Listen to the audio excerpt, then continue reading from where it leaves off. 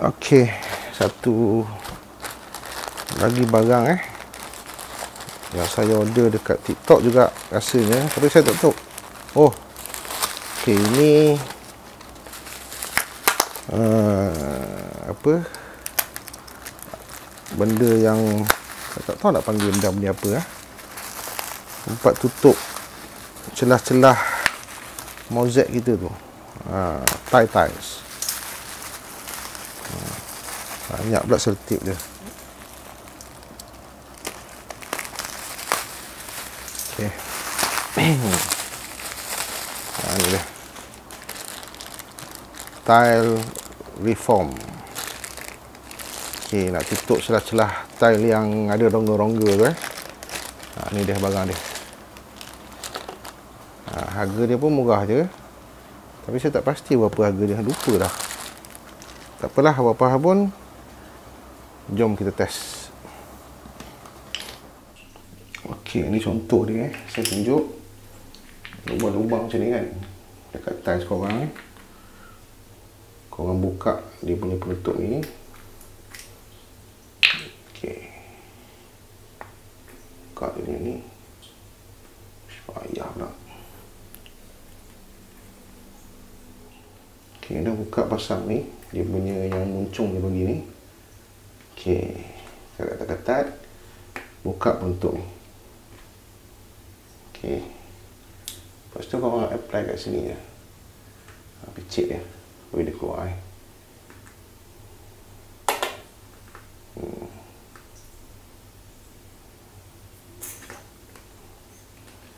Okey. Korang pasang dia.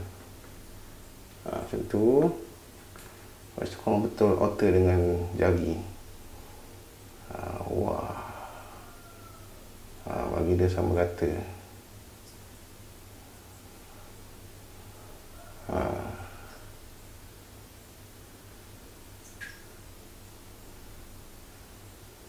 Ini saya rasa macam silikon ni. Nampak macam rasa dia tu macam licin-licin ni kan.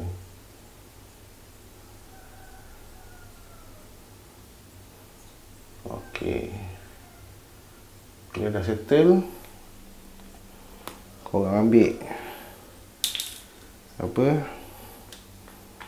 tisu, lap je. Lap.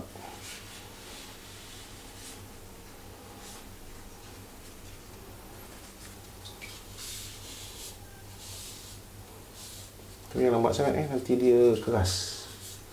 Dia keras. Tak tahu lah macam mana. Dia dah keras kan.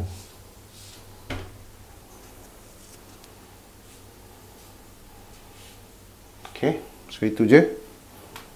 Nanti saya bagi keputusan dia dalam komen bila dia dah pakai nanti. So kalau korang minat, korang boleh nanti saya share link dia. Dia kali saya nampak jari saya pun susah ni nak tanggal dia, kena guna kuku baru tanggal. So itu je lah. Jangan lupa share, like dan subscribe. Assalamualaikum.